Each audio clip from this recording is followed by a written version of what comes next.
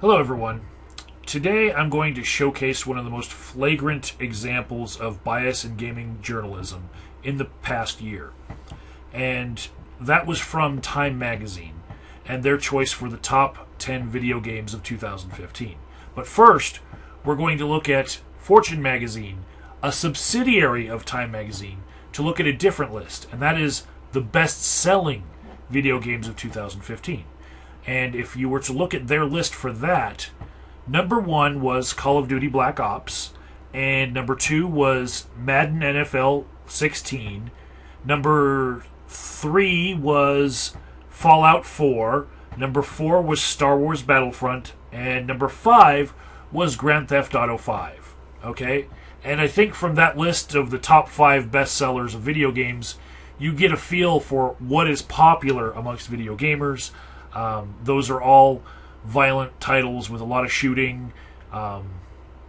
It's basically the lion's share of all the video game sales are first-person shooters and things with a lot of violence, because that's what gamers want.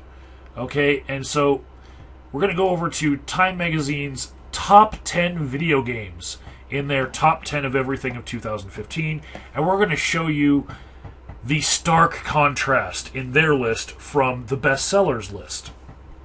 Okay, number 10, it is a kind of a shooting game. It's like a watered-down shooting game.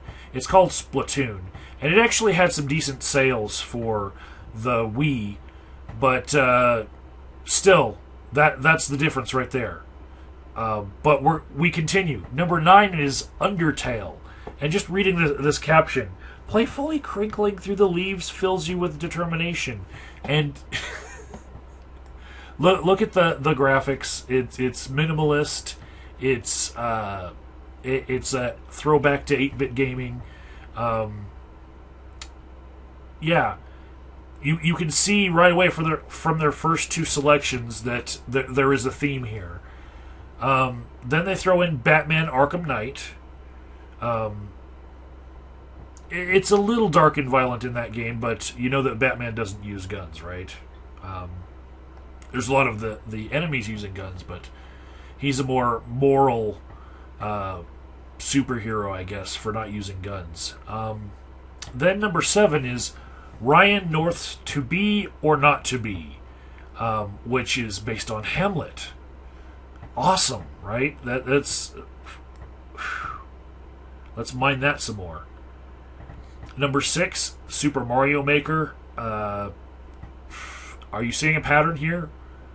Number 5 is The Witcher 3 Wild Hunt, which I think was a good game. I played it for a little while. Number 4, Her Story. It's basically like trying to play through HBO's True Crime. I played it a little bit and couldn't really get into it on my PC. Number 3 is their one real shooter that they put on their top 10 list. You know, even though the top 5 best sellers were all, shoot 'em ups. Number 3, they finally put something with a lot of shooting, a lot of, the kind of action that gamers want to play. Number 2, Rise of the Tomb Raider. And number 1, this is fucking sad, okay? For their number 1 game of 2015, they picked Prune. And this, if you haven't heard of this game before, I just talked about it in this video, you're probably not alone, because it's not very popular.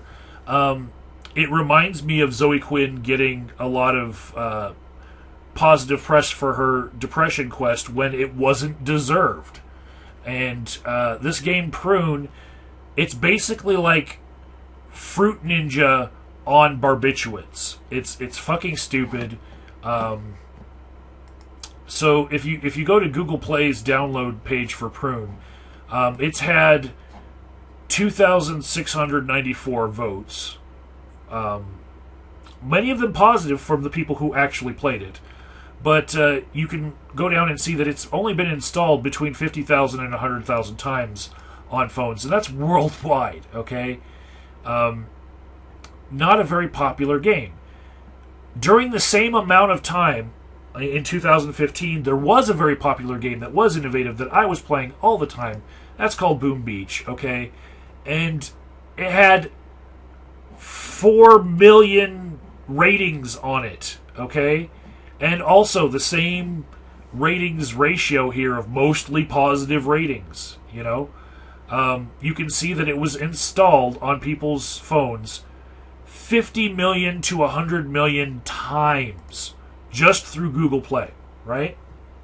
So, when you see a game that's little known and you know, has hardly anything to offer except for the innovations that Fruit Ninja already did better, how can this be fucking number one?